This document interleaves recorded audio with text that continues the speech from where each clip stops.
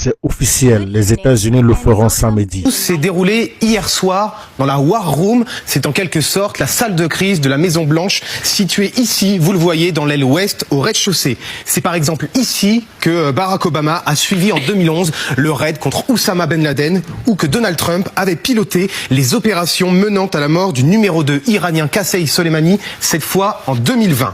Cette fois donc, se sont retrouvés autour du président américain les plus hauts responsables du Pentagone et son cercle rapproché, Jared Kushner, Steve Witkoff, mais également le secrétaire d'État Marco Rubio. La question a été posée. Quand serons-nous prêts? Réponse a bien évidemment été donnée. L'armée sera prête à mener d'éventuelles frappes contre l'Iran dès samedi. Le premier porte-avions Abraham Lincoln, toujours au large d'Oman, et le Gerald Ford en mer Méditerranée. L'Iran serait alors pris en étau par les forces militaires américaines. Il pourrait donc rapidement atteindre l'Iran sans passer par l'espace aérien de l'Arabie Saoudite ou des Émirats Arabes Unis que les deux pays ne souhaitent pas ouvrir aux États-Unis. Rappelons qu'en plus, il y a des bases militaires américaines en Jordanie, au Qatar, aux Émirats Arabes Unis. Selon cette information, les États-Unis vont le faire dès samedi.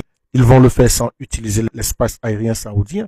Et ça, ce n'est pas un détail technique, c'est un message géopolitique. Cela voudrait dire que Washington cherche à frapper l'Iran tout en évitant d'impliquer officiellement l'Arabie Saoudite pour ne pas déclencher une riposte directe de Téhéran contre les infrastructures pétrolières du Golfe.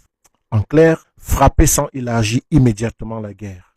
Militairement, c'est possible grâce aux porte-avions en mer d'Arabie, aux bombardiers stratégiques et aux missiles de croisière tirés à distance. Mais si cette information est vraie, les conséquences pourraient être explosives. L'Iran pourrait répondre via ses alliés régionaux, viser les bases américaines, perturber le détroit d'Ormuz où passe une grande partie du pétrole mondial, ce qui provoquerait une hausse brutale des prix de l'énergie et une tension économique mondiale.